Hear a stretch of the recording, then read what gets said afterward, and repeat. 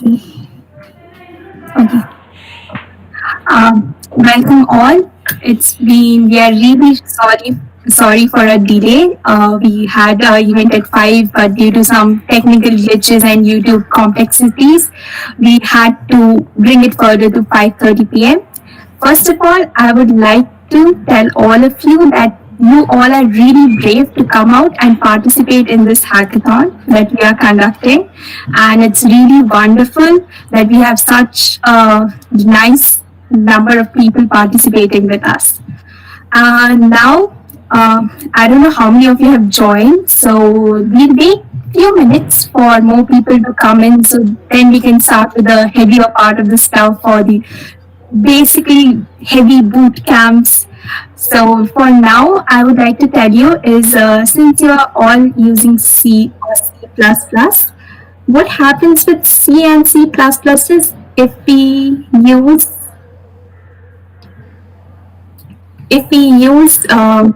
C, there are not many classes that are available. That means it's not object oriented. C basically was made as a program oriented language, but that's you can call it a better version of C, was made with keeping object oriented programming in mind, and it has classes, it has various data structures, it has maps that you can use, and there's a lot of functions that still hasn't been taught to us, like we have been using character array for so long in C++, while the string function is literally there. You can just do hash include string and use the string for your conveniences.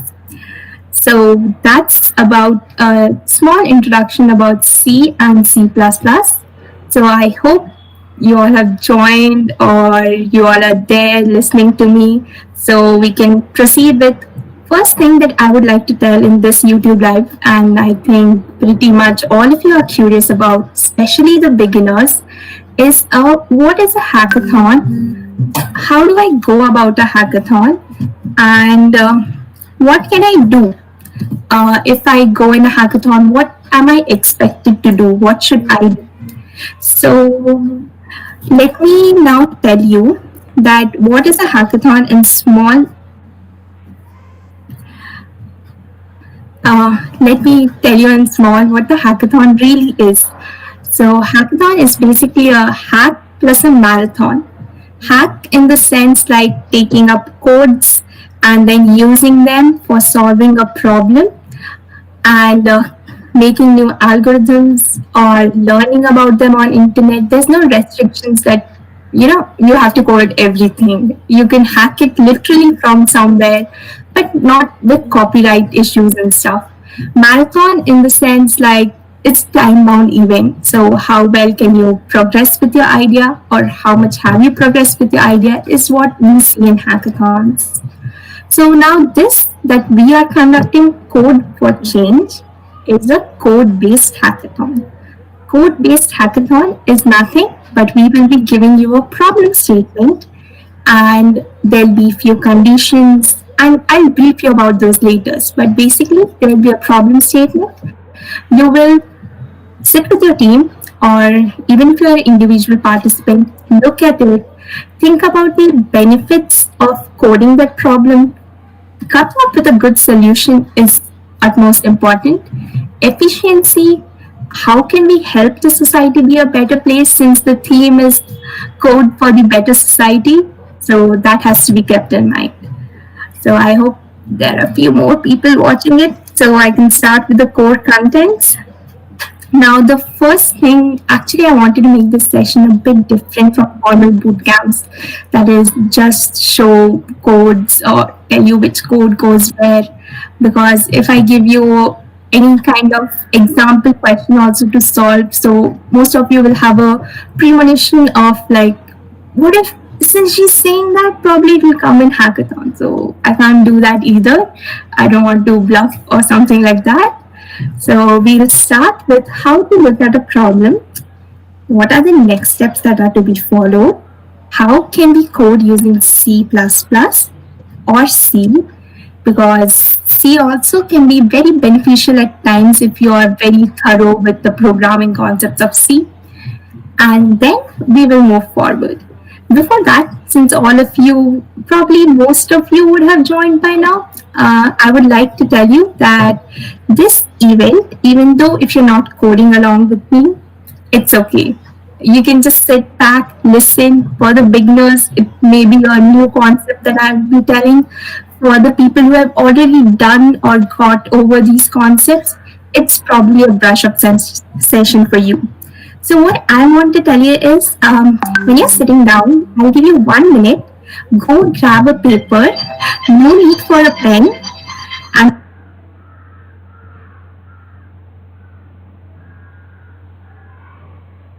go grab a paper. It could be of any size. That is, a small square will also work. I'm really sorry for the disturbance. So get yourself a paper. 1 minute to do. Get it fast, and I'll wait for you here with a small piece of paper.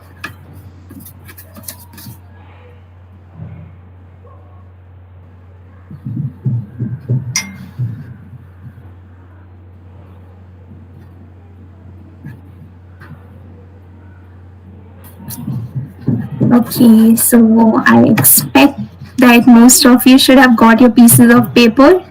It's not necessary that it has to be square, it could be rectangular, anything. Now, with this paper, we will decode our hackathon. You will be like, what? How can you do that? How can you decode a hackathon using a sheet of paper? You can. Okay, so let's go step by step. We will not rush through. So, any of you feeling nervous out there? Even I'm feeling a lot nervous today, being presenting the screen to you. So, now what we will do is we'll practice a little bit of paper folding along with our stuff. 1 second. Yeah. This is my paper. I'll fold it in the center. Now, first of all, what is the importance of the paper that I'm using?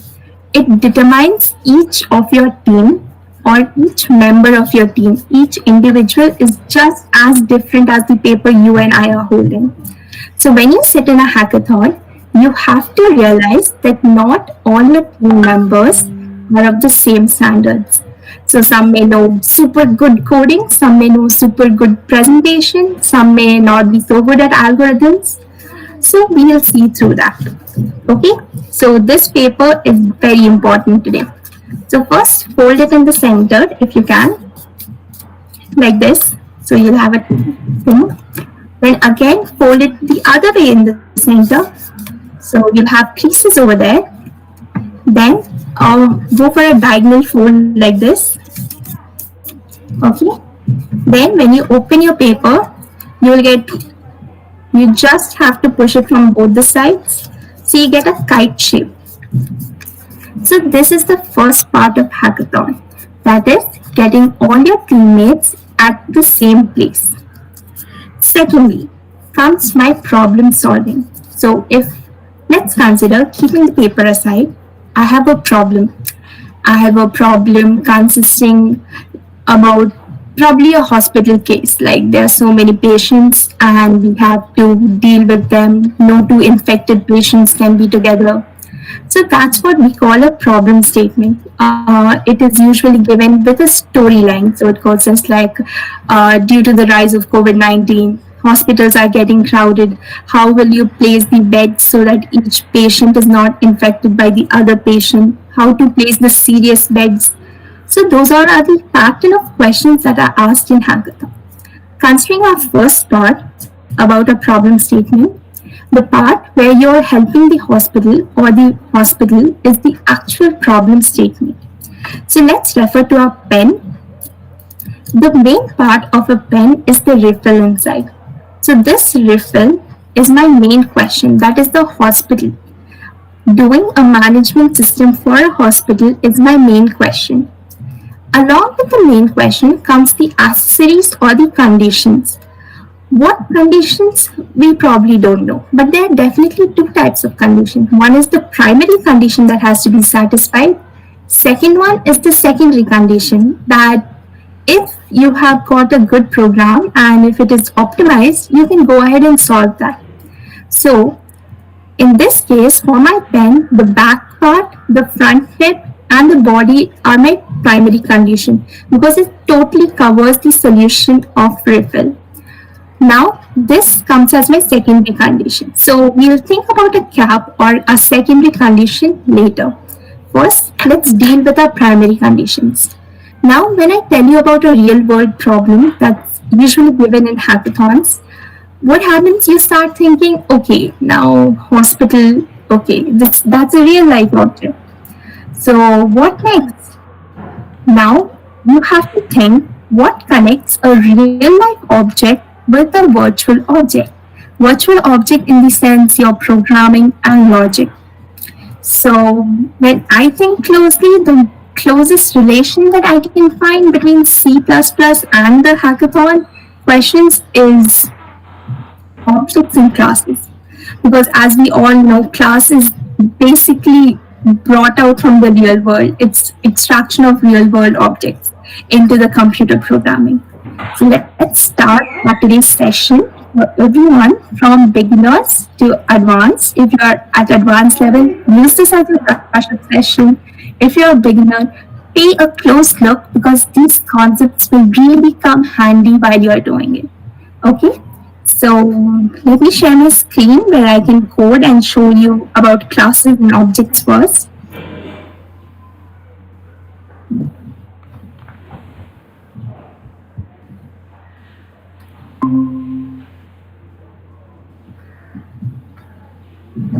Okay, I think the screen is visible.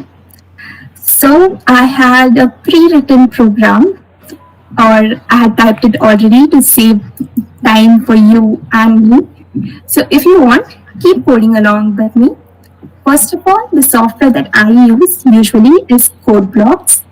You can install code blocks, and it's really easy. Go on internet, download code blocks, 64-bit or 32-bit, depends on you.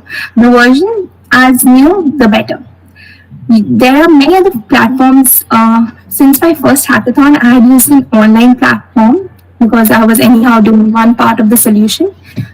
I wouldn't prefer going for the full program in online platform. If you want to do a small code, you can go on online platform, but that's not very accurate or dependable.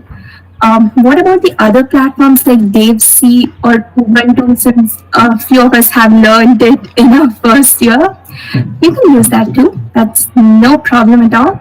As long as you're fine, the code is in your hands, literally in your hands and at your fingertips. Go ahead with any of those.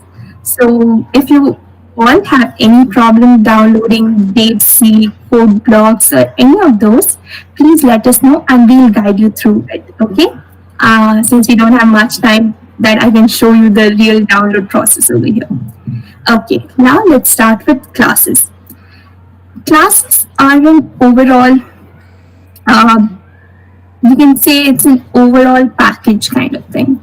So, and every material that's inside the package is basically the object of that class.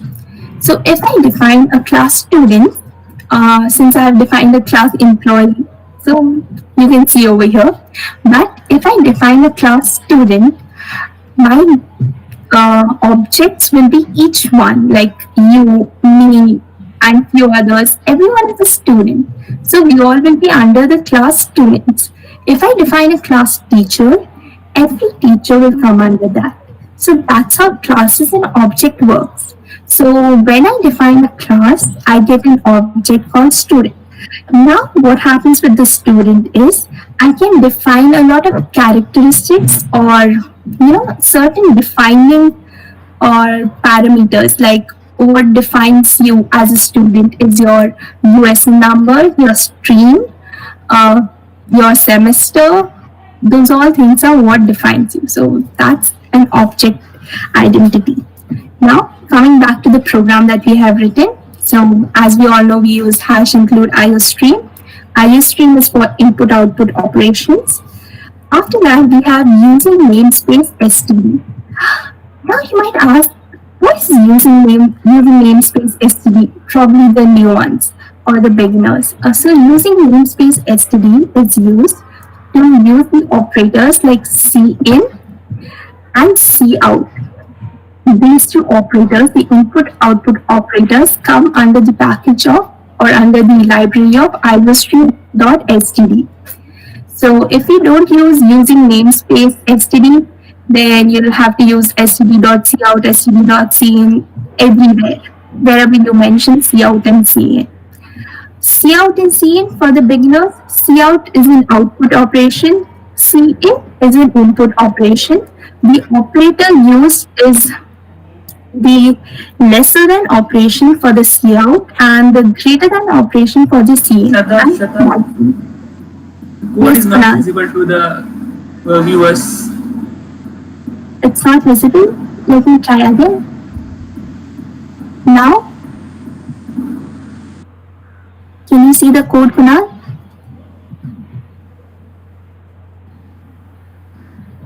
2 minutes. No, it's still not visible. You have to increase the quality. Okay. 1 second. I'll try sharing my screen again.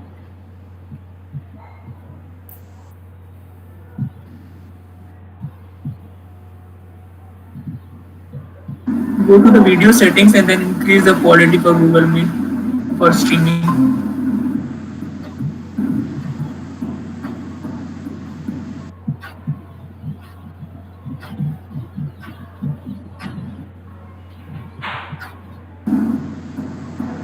Okay. I hope it should help now. Hmm. Can you see my screen now since I'm presenting?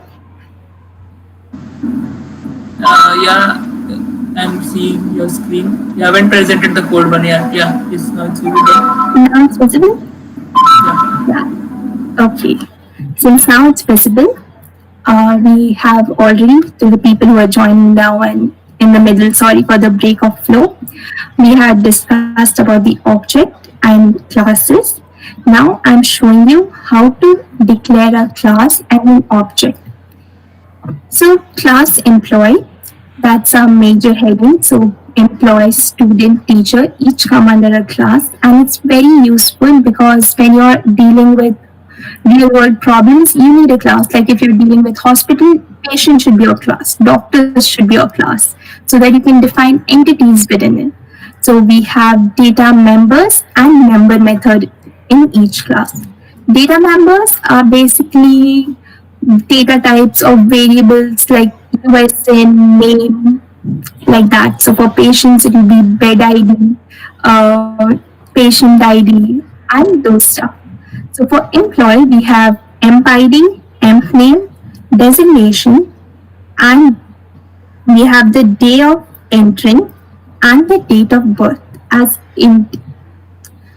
Now, you must be wondering, what's this private, Shraddha? Now, this private is an Shraddha, access. increase the font size. You increase the font size a bit so that it becomes visible. Yeah.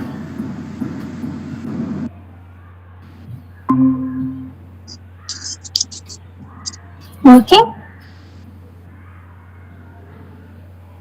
Yeah, now it's fine. Like in a YouTube live stream, the quality was not good. So yeah, now Okay. it's fine. Now I hope you all can see it. Okay.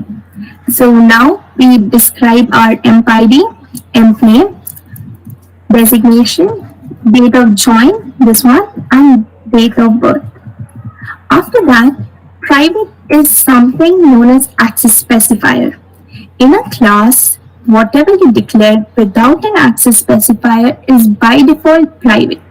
What do I mean by private? Private means that these entities can be accessed only by the functions inside. So if I want to access probably the emp ID from outside from the main function, you cannot do that without the help of an object which uses a function from inside. So that's the part of being private. So these members are private to each class. Each class has its unique entities. Now we have made the functions as public to read the employee details so that you can access it from outside. The object can access it. We have two functions. One is read employee and the second one is display employee.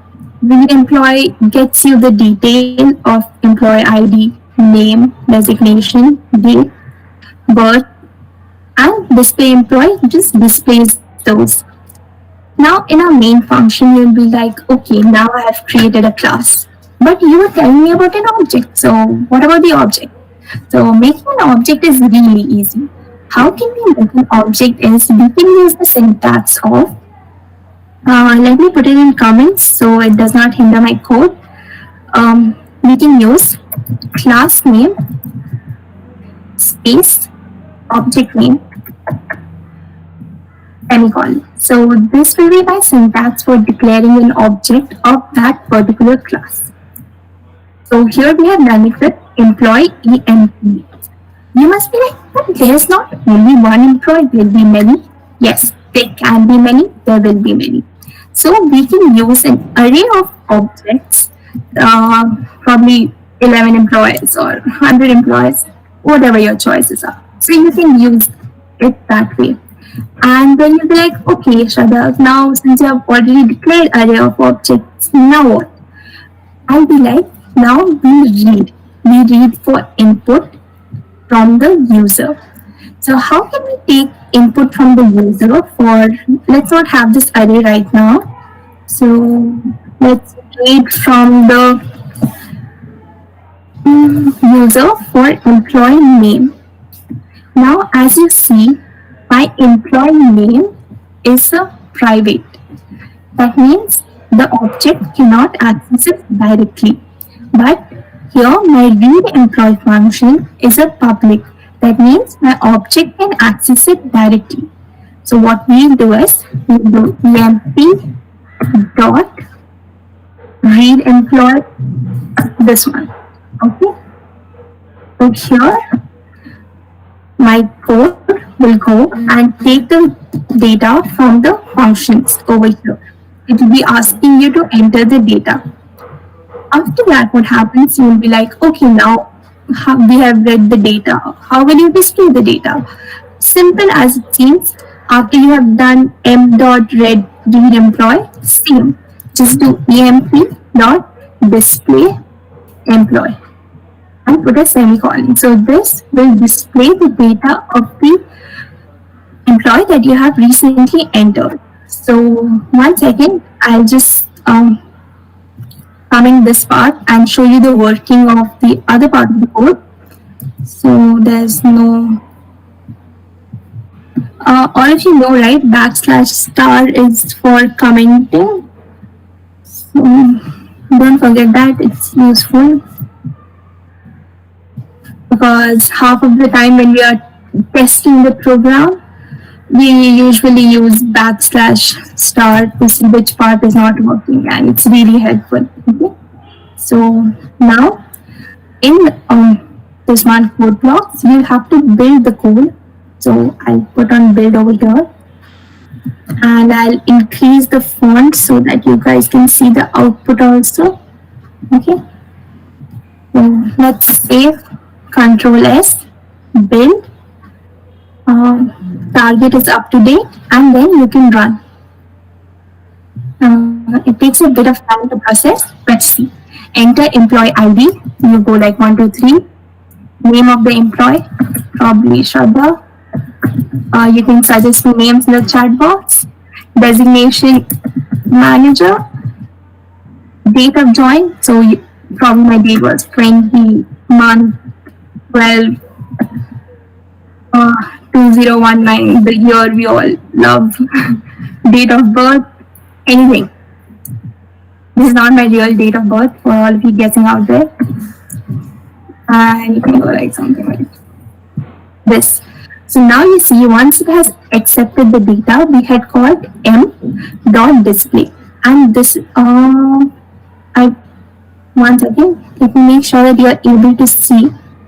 Yeah, I think this should be visible. The output should be visible now. So now it displays your entire data.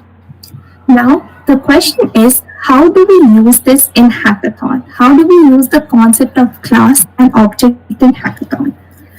We use the concept of class and object in hackathon to store data or to define data or accept data when we have many objects of similar type. Like I have 3 person and 3 of them are drivers. So I can straightly put them in under a class and then use different functions to show that how what will they work or what are the entities. That's how it goes. So that's the part where you can use. Usually when you're making a project or doing a hackathon, your first thing should be to identify what class you're using and what will it be the member objects. What are the objects are you looking for? Are you looking for an array of objects or are you looking for single objects? Now, this is for C++. Same way, if someone asks me like, Shraddha, but I'm using C. Now what? I'm not comfortable with C++. That's okay. Use C. That's also fine. What happens? The difference between structure, you can use structure in C basically. So, difference between structure and a class is in structure you cannot put functions inside. You cannot, just not. It does not accept functions. It just has data members like int id, name of the employee, something like that. So it uses just structure. So there you can use the structures and define the structure variables and use it. And things like read employee and display employee can be user defined functions or public functions that can be defined outside the main and can be called by structure elements. Structure elements have a similar declaration exactly how to be the class, and calling the function is also same, like you have struct employee em. For structure declaration of objects you go like struct, okay, you may not be able to see now, struct employee, whatever your name of the structure is, and this should be your object name. It could be again array of objects or single objects. How to call using an array of objects is very simple. You call single object using emp, emp dot the function name. For array objects, what you can do is emp, once again, emp in the brackets or I like 4 or 5, whichever, dot read employee, that way. So it works that way. Now, I'm glad to tell you, if you have made through this far, saying that, yeah, I know till here, your first half of the hackathon is solved. Or if you have paid attention and seen how to create objects, how to design a class, and where a class is to be used, congratulations, your first half of the hackathon is already over. Second part. Now, once I have created an object, I have taken data. Data should be stored at some place, right? You cannot just leave it hanging in the air after. You'll be like, but we took an array. We took an array. Yes, you took it in array. That's good. But what better way of storing your data than array? Because array takes a lot of memory space and it's not that efficient compared to files. Files is the solution that comes over here. Using C++, you can go with file handling to store your data, to reuse your data, and explore your data.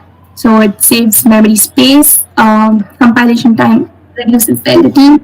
So it's pretty efficient if you're using files. And I'll tell you that most of the times you will need to use files.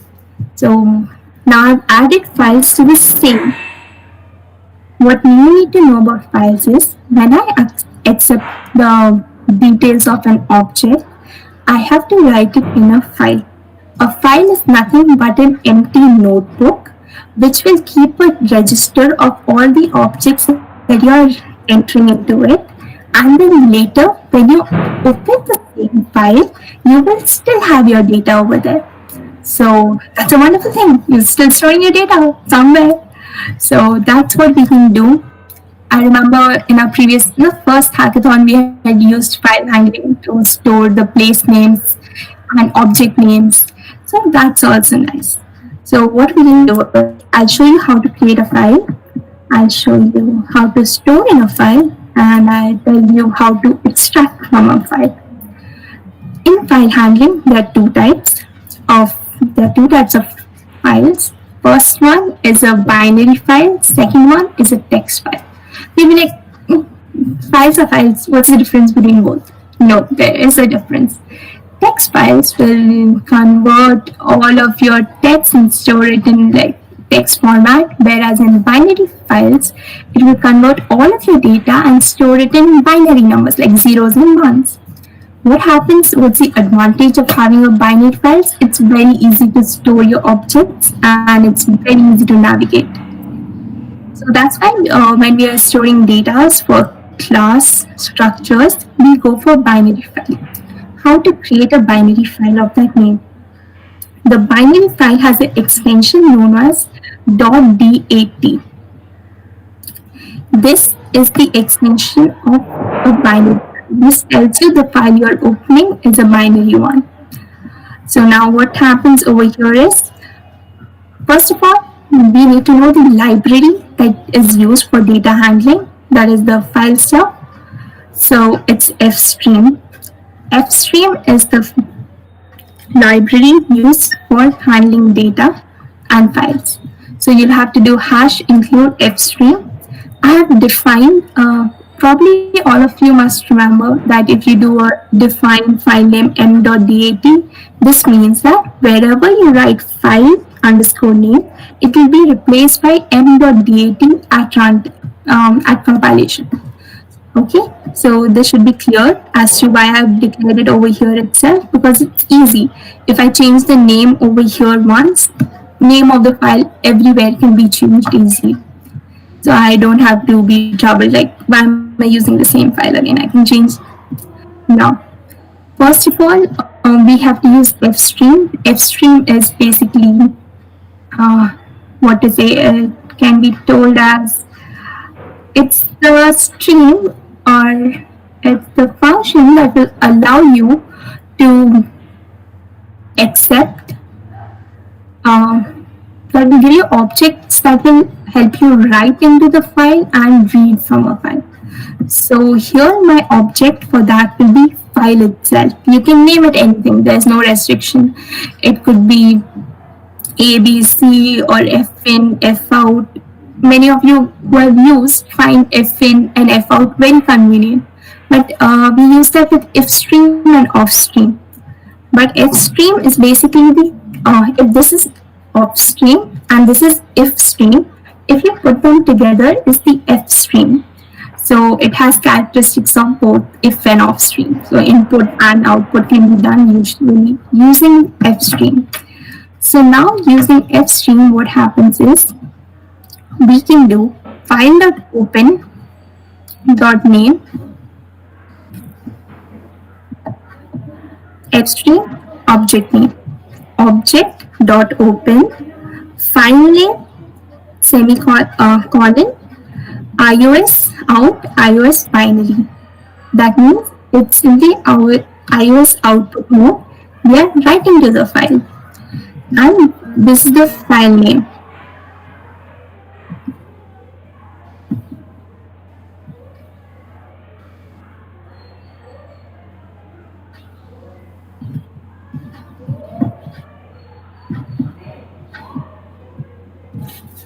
So file.open, you're opening your file with iOS out in binary format. .dat already tests the binary format, but you could use .txt. Now this statement, if not file, that means if the file does not exist, so it will tell you it's an error in creating file. So like if the file, and it will return -1. After that, we have file.write. Now we are writing to the file. We have got our object input from this m.readEmployee. Next, we are writing to the file. So file.write char star ampersand name of the object, class object or structure object, absolutely on you. Size of m. That means if what is the size of an object? Size of an object is basically the total size of the data members, that is the int, char, and stuff that is declared in the class or the structure. So after, if I have declared two int itself, only two ints like int a and int b in my class, what happens is it will have first it will, so int, thinking that my compilation system uses 4 bytes as normal int, 4 byte plus 4 byte. So this much space will be covered for my object 1. After that, another 8 bytes it will write. After that, again another 8 bytes. So it goes like that. That's how the spaces are covered. So it tells that in the first 8 byte, only the stuff of the first object should be written. Next 8, next one. 8 I am mentioning because I told that in my class I have defined two integers, int a and int b. That's why I am mentioning it. As more data types you define, the broader size it goes. So file.write char star ampersand emp size of emp. So this will write your single object in the file. For writing multiple objects or an array of objects, put it in a while loop and it will run very well. And instead over here emp, you can do emp of I. After that, you have to close your file. If you do not close your file, it leads to a lot of compile time errors and it's not good. Okay, don't do that. Sometimes it leads to hang of your system also. So you have to close the file each time you write or each time you read. Now it will show data saved into the file. Now we are opening the file again, that is file.open. You can use the same object again and again after closing that file. So here you have written file.open. Same place over here you cannot mention again like file.open, probably some other abc.bat file. No, you cannot do that. That's not acceptable. You'll have to declare another variable like f or something, f string file comma f, and then this will work. So be careful of that. Remember to close your files after reading and writing. So I have closed it after writing my one object. After that, we have data is saved into the file so that when I run it, you can see that yes, it's being written into the file. Now we are opening our file in iOS input mode and binary file, so we have to mention that. If not a file, again the same condition because we don't want to, be running on an empty file or a file that's not defined. Because if a file is not defined, what's the mean of reading anything from it? So this is what traces back that the file is not defined or the file hasn't been created. If file.read char star ampersand emp comma size of emp. So now what happens is you're doing if this condition is true, because whenever you are reading something and that is true, it's 1, then it will execute. That means there is something to be read in that part, like it's defined and it can be read. So you'll do cr endl, it goes, then again it will come. You have to put it again in a while loop if you're using multiple. If you're using single, this works fine. Data is extracted from the file in display employee, that's okay. Now we have else statement. That means the file has nothing left. You have read the 3 or 4 objects that you have already defined. Now, if reading of that last 9 object, well, there's nothing literally there, it will show us an error. Like, there's nothing there, what are you trying to read? So that's why to counter that, we use an else over here.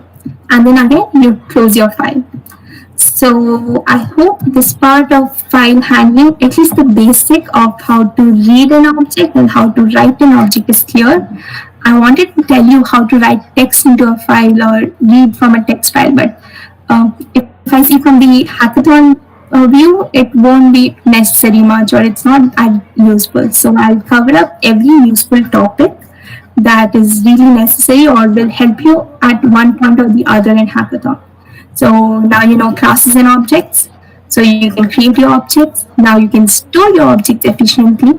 So let's run it and see what it does.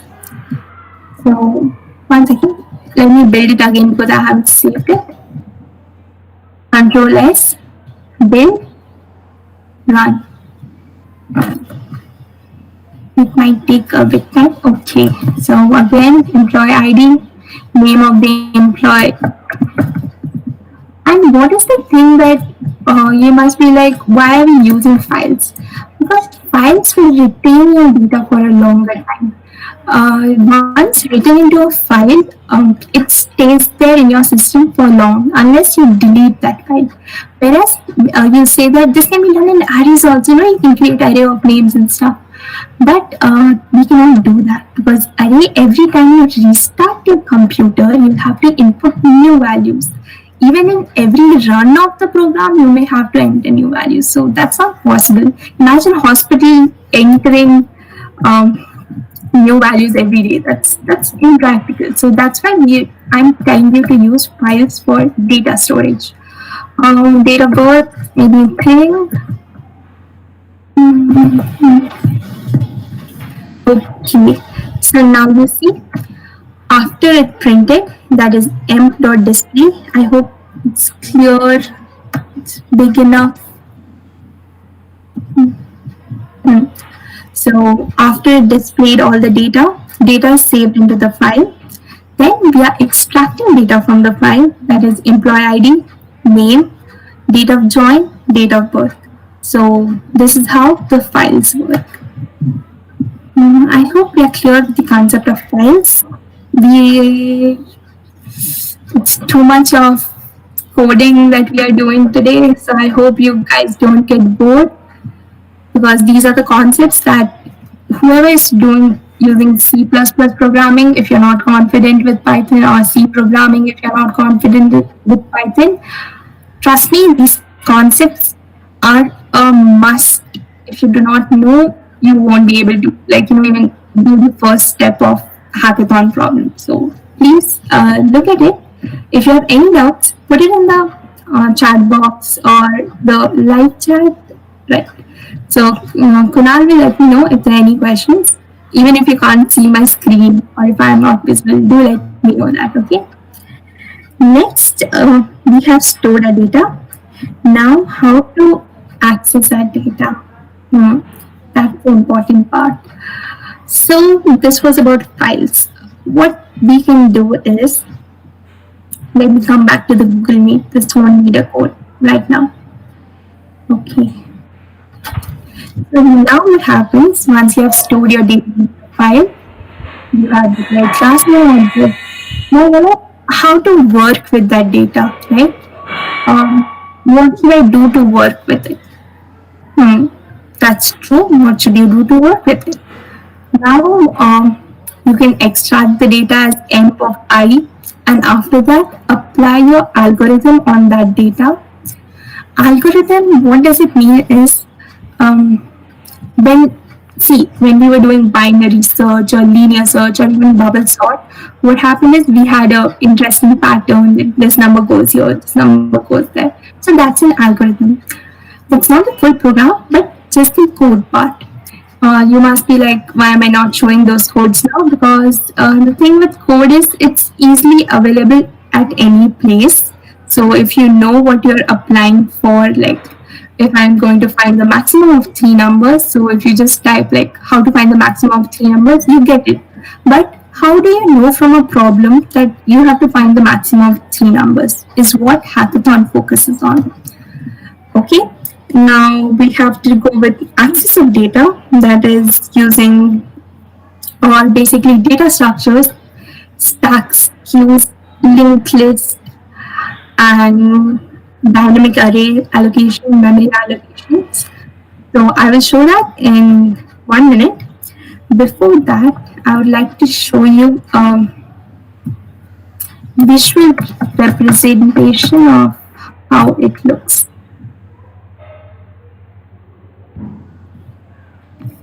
Okay, yeah. Let me present my screen again.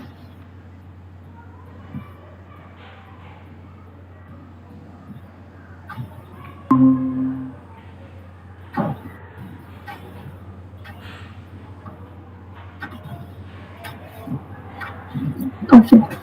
So, how to store data or dynamic allocation can be done quite a few ways. One or two of them is what I discuss. First one being stacks. Now you'll be like, why stacks? It uses pointers. That's not the point if it uses pointers. It can give access to your data really well. So I'm not saying that learn the code of stack, but do know what the logic behind stack is. So what is the stack? First of all, it's like this. So this is my first object. On top of that, I place my second object. On top of that, a third object. So this is what is known as stacking up.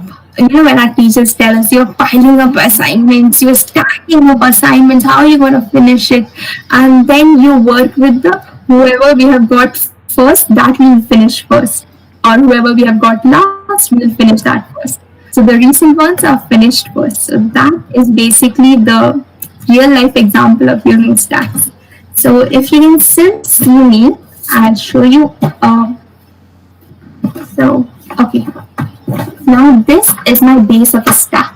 I hope I can see. One second. Okay, yeah, it's visible. This is known as the bottom of my stack. The first element that you put in a stack is known as your bottommost element. If you remove this, your stack is empty. Bottommost element, think it as your homework 1, homework 2, homework 3. Now you have 1 week to finish 3 homeworks. I know it sounds impossible, but you have to do it. So how do you do it? Do you go like this? No.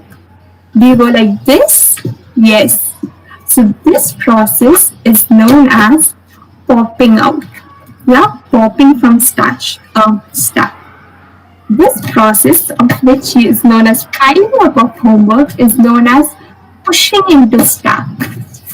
So you push into stack. Now, what happens with stacks is, once you understand the concept of stacks, I like to tell you is that queues will be easier and queues linked lists they become almost similar and they're easy to know. Okay. Now what happens? The first element, or you may say the last element, it has data like A, and it has an address. Let me use a number as an address, so like 1. My element on top will have another data like B, and do you know it will have a pointer pointing to this one's address, that is, it will point to one's address, and so on. C, and it will point to the next address. So it goes on. So once when I remove this element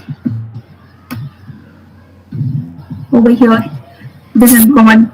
So I'll use an eraser.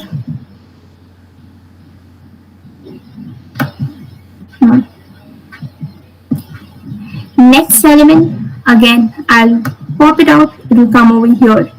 So all of you who have done one operand operations in our CO labs or our CO subject will know what stack is and what push and pop is, because in single code or single operand it uses this function. So this will be a stack functioning. Next, what you could use with your data is you have to use this appropriately with the data you get. Is it queue? So you can place your one data here, next, next, next. It's on first come first service is what a queue is. So if I'm at a popcorn stall, whoever came to me first will be served first. So the first guy will get removed, then the second, then the third. So it's basically P4 for a queue, that is first in first out, and for a stack it's LIFO, that's last in first out. So these are two ways that you could jumble with your data or use it, access it that way, along with file handling. So now I think I've covered few concepts and probably most of the things that you have to go in hackathon about. So apart from the coding part of it, I would like to tell you some few more things about how the hackathon will be and how would it progress with us. Uh, so the hackathon goes, first thing in our mind should be problem statement itself. Second thing will be, if you're working in a team, should be work division. Time division for each work should be your third point. Now, if you all remember, we had come to this stage of our folding of a paper. So now what I would like to do is, I'd like to tell you about work distribution pattern. Each problem statement has a few conditions, right? And each condition has a different algorithm to be applied. So if I'm telling there has to be 3 people in a row or 2 people in a row, so those are my conditions. In hospital, that's my conditions. So if you're seeing this, start folding it like this, that is from outside to inside. This means that you're finally consolidating your plans about how to work. So you're folding it and giving work to each one of them. So that's your first thing. So there'll be problem statement, you have divided the condition, and you have divided the condition among all of you. Now what? Now you'll start, each one will open up their own conditions and search for a solution. Okay? So you can do it like this. I'm telling you using this paper folding because when you see stuff like this, it sticks your mind. I know it may not be as important as code, but planning and progressing, which the beginners or most of you have zero experience in hackathon, may not know. So we are giving you a guide so that you know what to do on that day and you do not blank out, because we had done it once and we didn't blank out, but it was a bit tough in dividing work and became confusing. So we thought that we won't let you suffer through that part. So each one will open his own problem, search for the algorithm or come up with an algorithm and do the part. After that, what happens is you'll be like, okay, now we have divided the work, everyone is working on their algorithms, but where to find the algorithm, Shraddha? Like, I know these two beds should not be together if there's red, green, orange, and no red can be together. I know that two red cannot be together, but how should I go about it? That's when you will fold on your plans again. So you will go, you will search for codes, or you will search for problems, or you go search in your algorithm books like, now what should I apply? Searching? Should I apply sorting? Should I apply linked list? Should I apply queue to access my data? How should I go about it? So that will be you folding on yourselves again. So this is the part of the paper folding that goes like this. I know it's supposed to be a boot camp about coding, totally coding, but I have already shown you the codes. I've shown you class, files, objects, and it would be difficult that you guys code along with me. So I don't want to elongate the session much either. It's a good weekend coming up and you all are so geared up. So I won't be disturbing your spirits. So now after you have described your problem, you have found the algorithm. Now what? Now there are 3 members in the team and each one has come up with a part of their own algorithms. The tough part over here is that how do you merge it?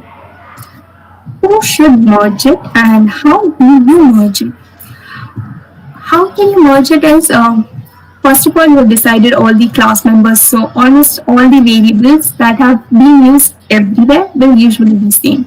Local variables change, that's perfectly fine. So once that is done, one person, I'm not saying everyone, one person of the team, or if you're an individual, can sit down and put the code together. How do you put the code together? First will be your class. After that, your first function, that is your first condition function, second condition function, third condition function, primary condition, secondary condition, if you are able to do well and fine. If not, no worries.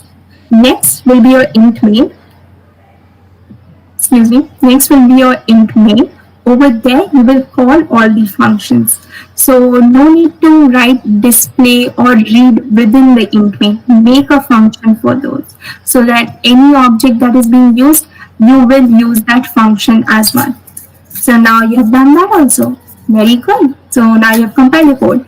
But coder's life is not so easy. Once you compile, you will have not many errors. Trust me, debugging will be very tough task. Okay, I'm not scaring you, but I'm telling you because each code owner is different. Their thought process is different. Their working is different. So to compile it into one, there be errors. I'll tell you one of our experiences. I remember in our first hackathon, what happened, it was four of us working together. So I hope Pratik doesn't mind. Pratik and I, we were given the task of using arrays. So he used a dynamically allotted array, and that's very efficient, and that's what you should do to save memory space. But I thought since it would be a normal array, I used a normal array, and our names were different, and it clashed when we were debugging it and when we were putting our thing together. So don't let that happen to you. Discuss your data structures, discuss what you want to use, dynamic, static, everything. So you need not rush. Now what happens, I'll fold it again backside. So you're basically reflecting on yourself. Okay, so I'm folding it again backside. Okay, so this part tells you that you have to be considerate of the time you spend on each code. If in a team you have been allotted a code and you are not able to get the correct algorithm, it's 24-hour hackathon, so you cannot take full days to think about algorithms. So you'll take a little time, think, write it out, work out, see data structures, see classes. If it's a distance problem, Digistra's algorithm is very famous, and there are a lot more. So you can do that. But if it doesn't work out, do not hesitate to tell your team members like, this is not working out. We have to move to the next step, or can I do some other part? And let your friends see that, because that's how you work in a team. Hackathon, I know it's code focused, winning is the goal, but without teamwork and coordination, winning is a far off thought. Don't even think about it, okay? So make sure your coordination is good. So I'll bend down the flaps on that. So once you're done with that also, once you have debugged, now you have the entire program code, you have your presentation ready, you have your workflow ready. Now you submit it. So that part, I'll bend the head of the frame. So now you have a beautiful end product with you. That's a crane, and you'll have good source code. But remember, when we saw this, it was just a paper. So I've told you along with steps of folding how to get your solution from paper into a beautiful product. So it's not just about coding, it's about the ideas that you implement. Even if you have a workflow of ideas but you're not able to implement, but you're made with required classes, you have stored them properly, you can still come and show us, because ideas is what matters the most. Codes, yes, they do. They take you a lot level higher, but what we look in these kind of hackathons is what kind of ideas you have. So don't feel demotivated if you're not able to complete on time, or if the code is not working, there are errors. It's okay. Comment that part and still send us the code. That's what we have done once and twice. If a part of code doesn't work, we comment it and we still send us source code. So be confident about that. Today, since it's almost, we'll have to end it now. My main aim was to tell you how to go about a hackathon, how to look for an algorithm, how to identify your conditions, and how to divide and work with it. So basically, exactly what you should be doing in a hackathon. You may follow it, you may have your own tricks. It's fine. It's really great if you have your own tricks. Share some with us also. It would be really fun. There's one regret though, if we were having this on campus and we would be meeting all of you, we would be interacting a lot, but we are not, right? So that's okay. So this one crane I would like to end it on one note. If you do not have any questions, I don't think so they have many questions. Kunal, are there any specific questions that has to be answered? Kunal? No, not as of now. They haven't Not asked any question. asking. Okay, that's okay. So I think that you all understood whatever I was saying or whatever I was trying to convey.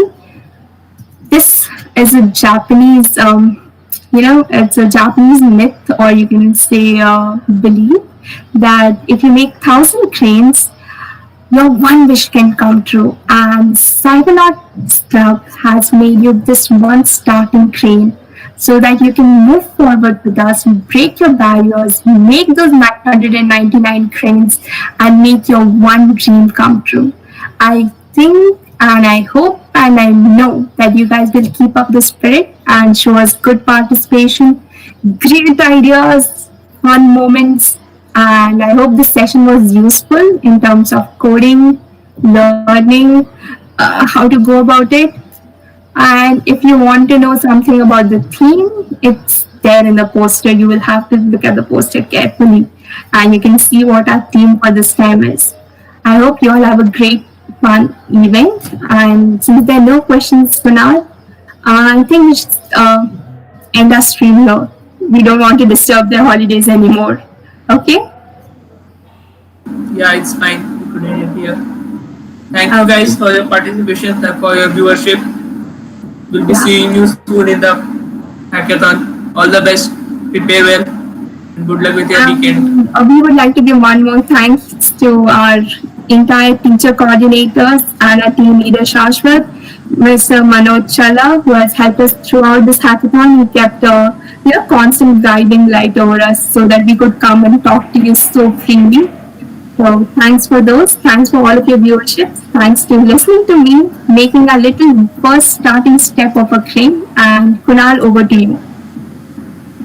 So we would also like to thank Kushala for presenting and making this live session possible. Thank you. We will end the stream now.